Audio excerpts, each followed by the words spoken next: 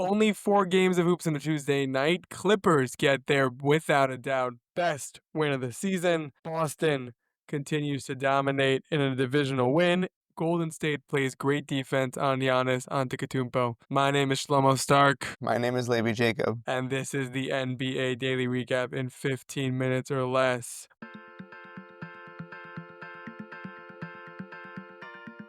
Levi, let's get right into it. Game of the day. I watched this game live. The score does not do it justice. Clippers beat Cleveland 132 to 119. This was a great game. It was close the entire time. 5 point, 6 point game the entire way. There's 2 players I want to single out here who were just phenomenal. Phenomenal. And that is Kawhi Leonard and Zubats. Kawhi Leonard looked so good. It felt like he couldn't miss. It felt like he was always stealing the ball when he needed it. And I think if this Clippers team looks like this, they can really give OKC a run for their money. And Zubats is just getting every offensive rebound. It felt like they couldn't miss, except Harden kept missing, but just Leonard and Zubats together. Leonard missed 7 shots. I think Zubats had 7 offensive rebounds, all from his shots. It was such a great performance by the Clippers of what they could be. Now, I definitely don't think they're winning a championship because I don't think they're going to be healthy. I know I've done this before. Could they? But I do see them as a potential first round upset. You don't want to see this team when they're ebbing and flowing. Yeah, they have a lot of veteran presence, I think is the nice way to put it. You don't want to say old guys, but they're a very solid team when they're able to be healthy and on the court. James Harden had that really nice play against Mobley, I want The to say. crossover, yeah, that was cool. I watched that live. I was like, holy cow. I don't think that the Clippers have enough in the tank, obviously, to go so far, but they're not a team that you want to see in the first round either. I hear. No, it was. I'll tell you what it was like watching the Clippers. It was like, oh, how do you stop Kawhi? You can't. You double team him. Zubats is under the board. Okay, fine. We finally shut down Chris Dunn and Norman Powell. They're doing nothing. Bogdanovich doesn't miss a shot. He goes 8 for 8 from the field, 4 for 4 from 3, 20 points. Like, what? Literally couldn't miss. And it was really, really cool to see. They don't have a bad record. They're 39 and 30. They're and they missed Kawhi for half the season. This is a real team that's just they're here, and the West is stacked. There right now, the Clippers are an 8 seed, which means they'll either be playing the Thunder or the Rockets. I would have them favored against the Rockets. Well, I guess meaning they're gonna be playing the Rockets, Nuggets, or Lakers because the 2, 3, 4 seed is like a mess. Listen, I'm all in. Honestly, they could sneak into the 5 spot. I'm looking at it now because their record is 39 and 30. They're only a game behind the Warriors, who are 40 and 29 at the 6th spot. Can I ask a question? Do Sure. you think that this team could potentially not don't get no one get too excited about this, but do you think this has the potential to be a Dallas Mavericks type situation against the Heat? Like that year. You got all these veteran players. Kawhi has won the No. championship, obviously. Meaning, well, here, talent-wise, yes. Health-wise, no. I'm done believing in that, in the Kawhi could last 4 rounds. Kawhi and Harden too. And yeah. Also, I haven't seen this consistently for 4 weeks. They have games like this, but where it's like Cleveland, OKC, Boston, even New York have just been consistently great and consistently performing, which is why I feel like they can go consistently in the playoffs. Whereas the Clippers, they have good games, they have bad games. And this was a great game, but I don't think so. I think also unequivocally, the Clippers absolutely, I mean, I think everybody can say this at this point, that they made the right choice in regards to Paul George, and it's not even close. Oh, yeah, for sure. But they also made the wrong choice with the SGA. So life's about choices. Anyway, next. What's nice when there's 4 games, we can really spend a lot of time on each game. Even though once we talk about Milwaukee Golden State, I have no interest in spending time on the other games. Next, Golden State beats Milwaukee 104 to 93. I think Steve Kerr said it best. He had a quote after this game. Draymond Green finished with 3 points. This is not a quote. I'll start quoting him, but Draymond Green finished with 3 points, 10 rebounds, 4 6, 1 of 6 shooting, 0 of 5 from 3, 36 minutes played. And you look at that and you're like, what? That's awful. Why did he play 36 minutes? And the answer is his defensive stats. He had 4 blocks, 2 steals, but the key stat, which to quote Kerr, Draymond Green is one of the great defensive players in the league because he held Giannis to 5 of 16 shooting. And Giannis Antetokounmpo only had 5 made baskets. That is elite. That is extremely hard to do. Draymond is one of the only players in the league who can do that. I was, of course, paraphrasing Steve Kerr's quote. He didn't say that exactly, but this Golden State defense was really, really impressive. They held the Bucks to 93 points. No Steph Curry last night. Huge, huge win for the Warriors as they make a playoff run. It was a quintessential Jimmy Butler game. He was rocking and rolling out there. It was so much fun. And you see just in the short pick and roll with him and Draymond also, like, just when Steph is out, they don't have the outside threat. It doesn't matter. They have such vicious inside passing and such high basketball IQ. It's like, enough really can't be said about this. It's incredible. It's also vintage Jimmy, 24 points. He had 6 made baskets, but 24 points because he was 11 of 11 from the free throw line. That's Jimmy Butler. He had, I think, 2 4-point plays. Like, he had the Golden State bump, Like, really, really, he was having a good time out there. But this is why it's so much more confusing when you're watching the Warriors. Was it last night, 2 nights ago, when they were playing the Nuggets, and Aaron Gordon was getting what he wanted offensively?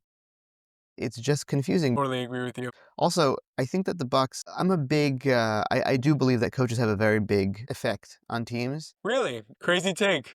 No, I don't know. There's some people who are like, no, like coaches, who cares about coaches, whatever. There's Like, they one fire person I coaches. know who does that. His name's Zach Folkman.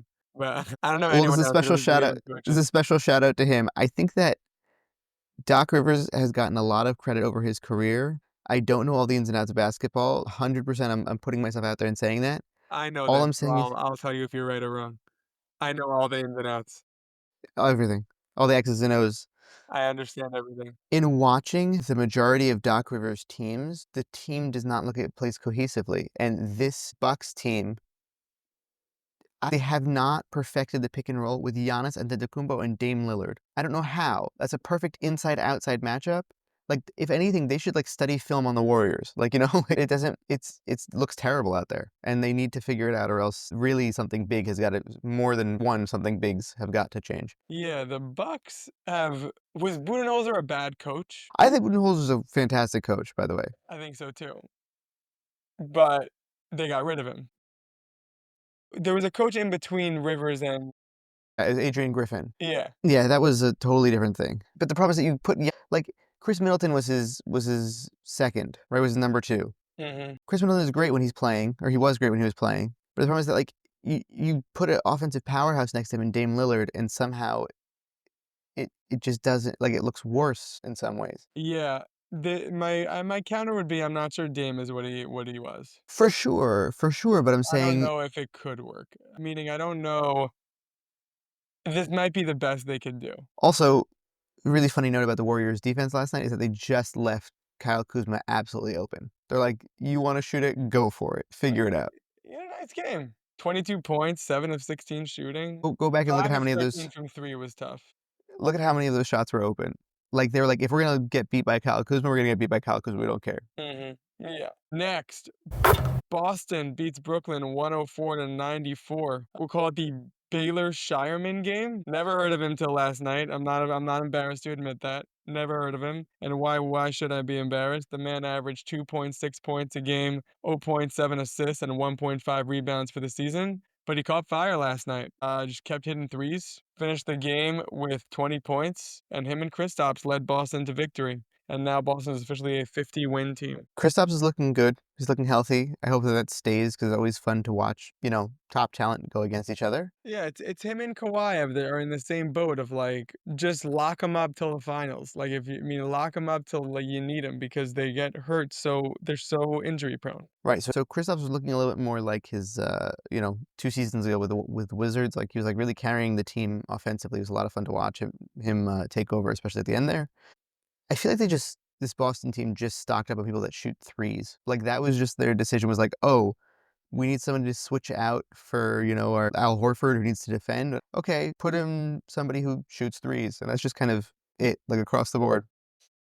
Threes the whole season. In their defense tonight, no Tatum, no Brown. So this actually was like a harder game for them to win in theory, but they got it done because of the threes. Yeah, it's there. You want to like, nitpick on what they're doing wrong. The Celtics is that they could just miss threes in a playoff series and then it's over. Whereas other teams can adjust. Next. No interest speaking about this game. I'll let you cook here. The Hawks beat the Hornets 134 to 102. They sweep the season series 4-0. Trae Young scores 31 points. Tyson Daniels with 3 steals. Great Barrier Thief Watch. He now officially has the most steals in a season. He's the second most steals in the season ever, I think, behind Chris Paul in like the 08-09 season, which is like my favorite Chris Paul and the Hornets. I love that Chris Paul. The Hornets are not good. There was no LaMelo Ball. Seth Curry led them in scoring. Levy, say something about, I don't know, Daquan Jeffries or whatever you do. No, I was actually gonna talk more about Dyson Daniels. He also, Love Dyson Daniels. I'll talk about Dyson Daniels all day. I think even the commentator spoke to it, that his offense is also coming along and being a little bit more consistent. He's got this like floater thing going on to the point that he's a little bit reminding me of offensively a little bit more of Shaun Livingston. Like he's good closer to the basket, obviously. Maybe the 3-point shooting will come along later, whatever. He's a very young guy. But on defense, like there are people who are saying like make the argument against him being a defensive player of the year candidate. And I was like, honestly, putting him next to Trae Young, you get to see how extensive his defensive capability is. He's been really, really great on defense. He's an excellent player. Phenomenal. Love your Shaun Livingston comparison because I don't hear Shaun Livingston comparisons enough. I feel bad, but like you were trying to compliment him on offense and then compared him to Shaun Livingston, like who I wouldn't call one of the offensive greats. He was like a sixth man on the Warriors. He was fine. He's Yeah, good. He's backup but point guard. his mid-range close to the basket game literally like actually was a key piece of the Warriors winning a championship. Yeah, but he was like a seventh man.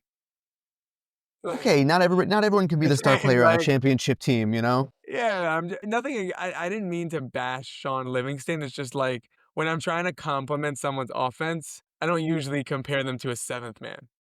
That was kind of I my hear it. like, but I understand what you're trying to say. You're like, when Shaun Livingston was on, like that's what Dyson Daniels looks like. But like, I just feel like I love Dyson Daniels and I want more for him. I think it'll come along. The guy, let's be meticulous about this. He's how old? I He's don't think he young. is. He's got to be 20, 21, He's 22. He's 22. 22. And he's Australian. He's got time. He'll figure it out. Talk to Patty Mills. Anyway, that was the NBA Daily Recap in 15 minutes or less. I want to thank you, Levy, for co-hosting and producing. New development in our back end. Max is no longer producing. Max is kind of like a board member now. He's overseeing the pod. He's an observer, but he's no longer producing. That is now Levy's job. So Levy is now co-hosting and producing. He's like Shaun Livingston, a man of many talents. And I want to thank you for listening.